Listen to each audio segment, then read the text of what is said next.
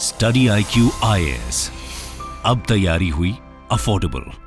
Hello friends, नए साल का वक्त है और दस्तूर रहता है कि पिछले गए साल को हम बहुत क्लोजली देखें, पर हमने सोचा कुछ क्यों ना अलग किया जाए।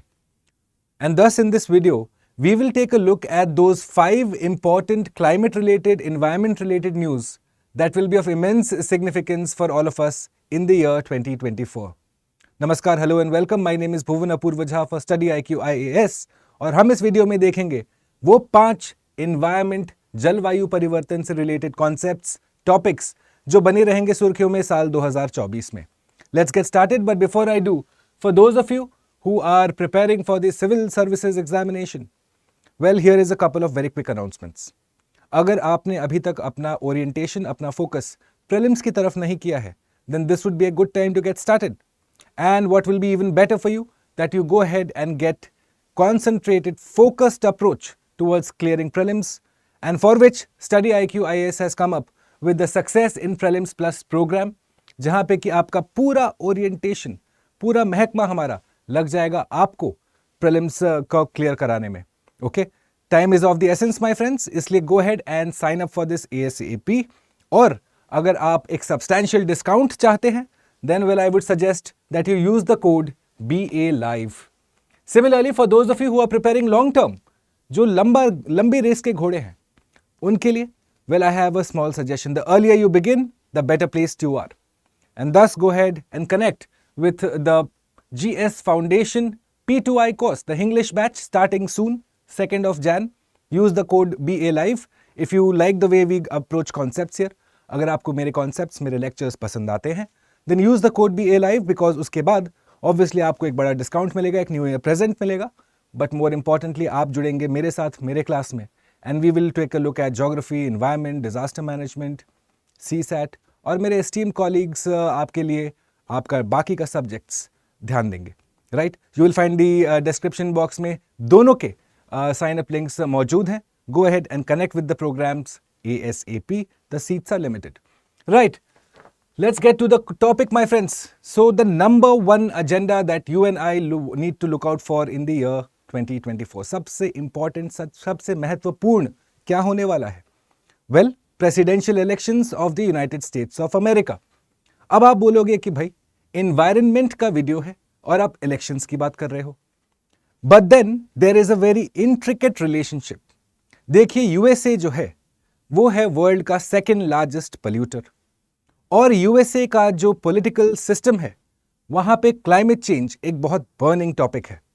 और इसलिए आपको अगर याद होगा कि जब प्रेसिडेंट ट्रंप ऑफिस में आए थे, then the landmark step was taken to withdraw the United States of America from the Paris climate agreement.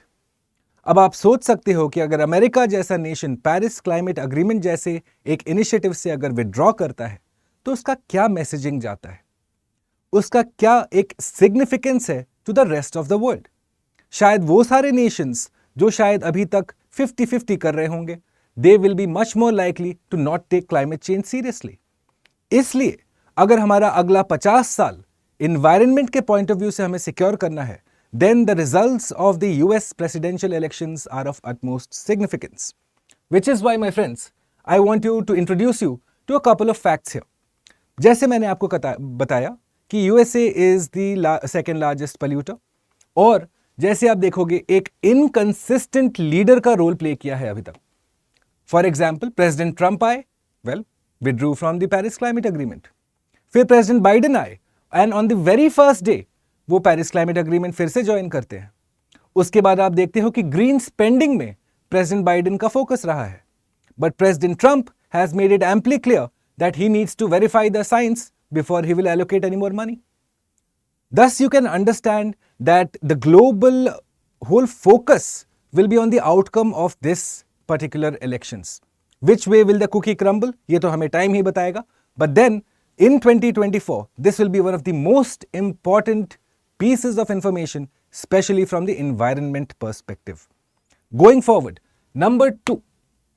अब बात आती है climate finance की। क्लाइमेट फाइनेंस जो कि एक बहुत ही टची टॉपिक रहा है। अगर आप हाल फिलहाल में कल्मिनेट हुए COP28 को क्लोजली फॉलो कर रहे थे, तो वहां पे आपने देखा होगा कि लॉस एंड डैमेज फंड को लेके काफी चर्चा हुई, काफी नेगोशिएशंस हुए और फाइनली एक अग्रीमेंट भी देखा गया।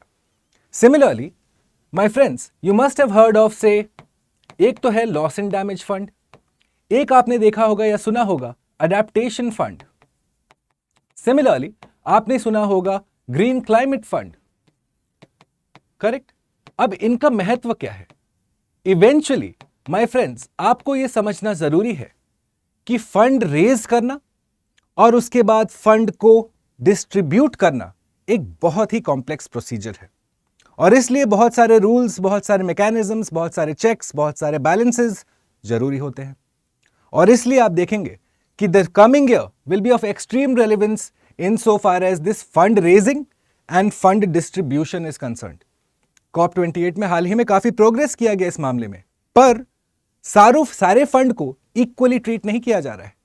फॉर एग्जाम्पल आप देखोगे ग्रीन क्लाइमेट फंड, जिसके अंदर $100 बिलियन रेज करने की बात है, अब यह सोचा जा रहा है कि जो 100 बिलियन का टारगेट है वो शायद कम पड़े।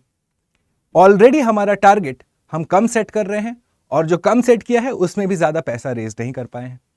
सिमिलरली आप ये भी देखोगे कि अडेप्टेशन फंड को लेके अभी तक एक सिंसियरिटी नहीं आई है। अब जो एनवायरनमेंट के स्टूडेंट्स हैं, आपको पता होगा अडेप्टेशन का मतलब है that you are planning to deal with the effects of climate change, those particular activities and infrastructure that will help me deal with the effects of climate change better. पर इसका एक और कॉन्सिक्वेंस है कि adaptation के जो benefits होते हैं वो लोकल होते हैं, which is why you find that the Western world is non-committal insofar as going and supplementing this global adaptation fund is concerned. Similarly, you can also figure out कि एक lack of sincerity देखी जाती है when it comes to money changing hands insofar as climate change is concerned. Going forward, एक और मुद्दा जो चर्चा का विषय बनेगा is the responsibility of the private sector in mitigating climate change, especially through way of climate finance. अर्थात कि क्या सिर्फ पब्लिक सेक्टर को ही पैसे रेज करने का रिस्पॉन्सिबिलिटी है? क्या प्राइवेट सेक्टर इसमें इक्वल भागीदार नहीं है? विच इज वाई COP28 में यह देखा गया कि फ्रांस और कीनिया, ये दो नेशंस साथ में आके एक टास्क फोर्स बनाए हैं and then they have planned to go ahead and levy taxes on certain polluting sectors such as shipping, aviation, financial transactions and fossil fuels. अब आप देख रहे हो, eventually the goal of climate finance is being enlarged through multiple stakeholders getting involved, which is why 2024 will be critical, especially जब हम COP29 की तरफ देखेंगे जो अजरबैजान में शेड्यूल्ड है। Right? Moving forward, let's look at our third important news in 2024 to look out for, and which is to do with plastics. Again, the informed, जो लोग आप लोग थोड़ा बहुत अखबार वगैरह देखते होंगे, आपने ये जरूर पढ़ा होगा कि 2024 की जब हम बात करते हैं तो global treaty to end plastic pollution, क्योंकि अभी तक प्लास्टिक को लेके एक इंटरनेशनल ट्रीटी मिसिंग है। इनफैक्ट यहां तक कहा जा रहा है कि एस्बेस्टस के लिए जो एक ट्रीटी था, उसके बाद अगर किसी ट्रीटी का इतना इंटरनेशनल रेलेवेंस होगा तो वो प्लास्टिक से रिलेटेड होगा। पर इसको भी लेके थोड़ा सा इनसिंसियरिटी हम जरूर ऑब्जर्व कर सकते हैं। हाउ? फॉर एग्जाम्पल, आपको पता है कि plastics are made from oil and gas. Now in COP28 nations have gone ahead and pledged कि हम फॉसिल फ्यूल्स से ट्रांजिशन अवे करेंगे। इसलिए प्लास्टिक्स इन पर्टिकुलर कंपनीज का एक प्लान बी था। पर अगर इस तरह का ट्रीटी आ जाता है जहां पे कि एक कंट्री कितना प्लास्टिक मैन्युफैक्चर और कंज्यूम कर सकता है, उस पे हम एक लिमिट लगा दें, तो ये सारे कंपनीज का जो प्लान बी है वो भी फेल हो जाएगा। इसलिए what you find is that countries that are wholly dependent on oil such as the United States और the major suppliers of oil such as Saudi, ये इस पक्ष में नहीं है कि एक इंटरनेशनल ट्रीटी हो प्लास्टिक्स को लेके। पर आप सोच रहे होंगे कि भाई प्लास्टिक्स इतना इंपॉर्टेंट क्यों है? हाँ, हमने सुना है कि प्लास्टिक्स एनवायरनमेंट के लिए खराब होता है, पर कितना खराब हो सकता है? तो मैं आपको कुछ उदाहरण, कुछ एग्जाम्पल्स दिखाना चाहता हूं। जब हम प्लास्टिक्स की बात करते हैं तो the most important component that is in news is microplastics. अब माइक्रोप्लास्टिक्स इतने माइन्यूट, इतने छोटे होते हैं कि कुछ जगह जो आप सोच भी नहीं सकते वहां तक ये पहुंच चुके हैं।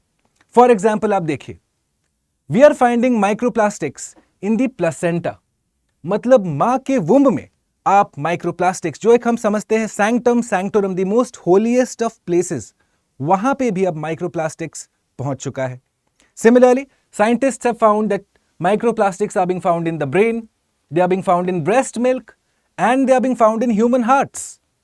मैं तो एनवायरनमेंट की बात भी नहीं कर रहा, मैं आपके और मेरी बात कर रहा हूं। ऑब्वियसली अगर यहां तक पहुंच चुका है तो हमारे ओशंस के डेप्थ में, हमारे हिमालयाज के हाइट्स में, हर जगह माइक्रोप्लास्टिक्स अब मौजूद है। और इसलिए जिसे हम नर्डल कहते हैं, उसको रेगुलेट करना अति आवश्यक है। एट द सेम टाइम अभी माइक्रोप्लास्टिक से हम जूझ ही रहे थे कि एक और नया तरह का प्लास्टिक आ रहा है जिसे हम कहते हैं नैनोप्लास्टिक्स। वो माइक्रोप्लास्टिक से और भी छोटे होते हैं। तो आप सोच सकते हो, और छोटे मतलब और हानिकारक। Which is why the international global treaty to go ahead and regulate the plastic industry will be again of utmost significance in the year 2024. Right, my friends? अब मैं आपको लेके चलता हूं हमारे चौथे मेजर न्यूज की तरफ, जो बना रहेगा सुर्खियों में साल 2024 में, and that is to do with the European Union's Carbon Border Adjustment Mechanism, जिसे हम कहते हैं CBAM. अब ऐसे समझिए इसे, essentially this is weaponizing trade in the name of environment climate protection. आपने ट्रेड एंड कॉमर्स को एक तरीके से वेपनाइज किया है। कैसे किया है? यूरोपियन यूनियन का यह मानना है कि वो सारे गुड्स जो कार्बन इंटेंसिव इंडस्ट्रीज में बनते हैं यूरोप की बॉर्डर के बाहर, उनको अगर अब यूरोप में सामान भेजना है तो उनके ऊपर एक एडिशनल टैक्स लगेगा। और this is also to go ahead and avoid the issue of, very quickly if I go ahead and tell you, the issue of carbon leakage. अब ये कार्बन लीकेज है क्या? ऐसा समझिए कि यूरोपियन यूनियन ने एक रूल बनाए अपने कंपनीज के लिए कि आपको एक ग्रीनिंग की तरफ, एक सस्टेनेबिलिटी की तरफ, अपने एमिशंस घटाने के लिए कुछ कुछ चेंजेस करनी होंगी जिनके लिए लगेंगे पैसे। इसके चलते हुआ क्या, ये सारे कंपनीज अपने फैक्ट्रीज लेके बाहर चले गए, वो सारे कंट्रीज में जहां पे कि ये एमिशन नॉर्म्स थोड़े ढीले ढाले, थोड़े रिलैक्स्ड हैं।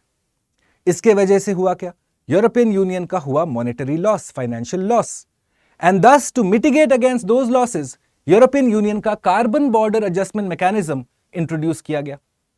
पर मजे की बात यह है कि जो एडिशनल टैक्स लग रहा है for import of goods into European union from those countries जहां पे कि कार्बन एमिशंस के नॉर्म्स लैक्स हैं, वो जो पैसा आप टैक्स की तरह ले रहे हो, वो आप यूज नहीं कर रहे हो to go ahead and build projects that are green in those very countries.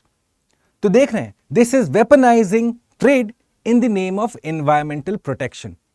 इसीलिए काफी सारे विशेषज्ञों ने कहा है कि this is a fair example of the unjust type of transition that is being imposed on the developing world by the developed waste.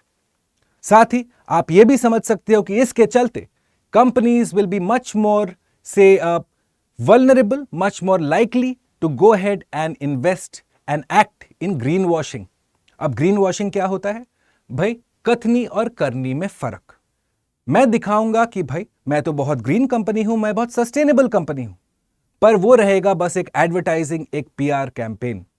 Ideally what I am going to do is overstate my achievements and understate my losses. इससे eventual loss किसका है? Climate का, हमारा और आपका।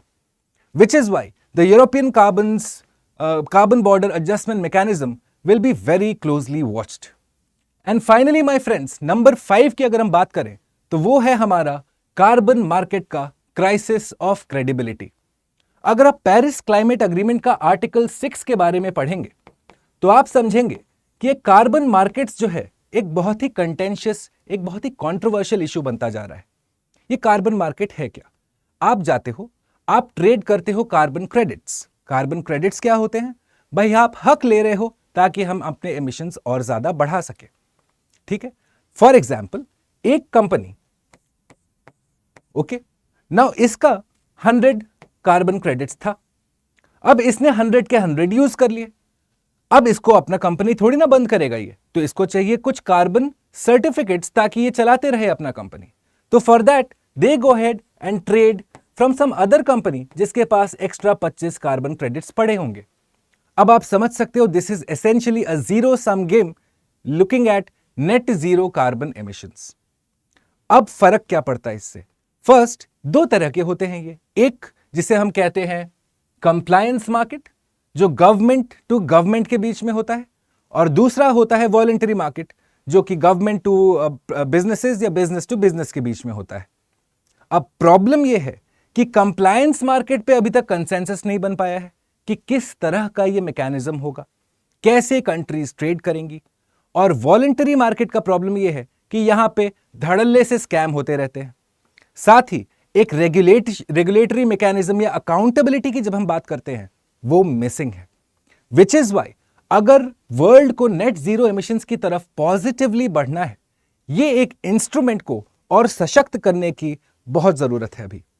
Correct my friends? So these are the 5 most important environmental pieces of news that you need to be fully aware of going into 2024।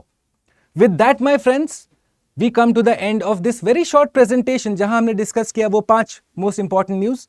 अगर आपको ये लेक्चर पसंद आया, ये क्लास, ये वीडियो पसंद आया, then do consider leaving us a like and do consider leaving us a feedback in the comment box. अगर कोई particular doubts हो, you can go ahead and reach me on my Instagram. Meanwhile, मैं आपके लिए इस lecture का पूरा PDF upload कर दूंगा अपने टेलीग्राम चैनल पे, और आप मेरे साथ जुड़ सकते हैं मेरे Instagram चैनल पे, which goes by the name of Bhuvan Study IQ. On that note, my friends, wishing you a very happy new year and hoping for much more positive news environment-wise in the year 2024. This is Bhuvan signing off for Study IQ. Thanks for watching. Bye. Study IQ IAS, अब तैयारी हुई affordable.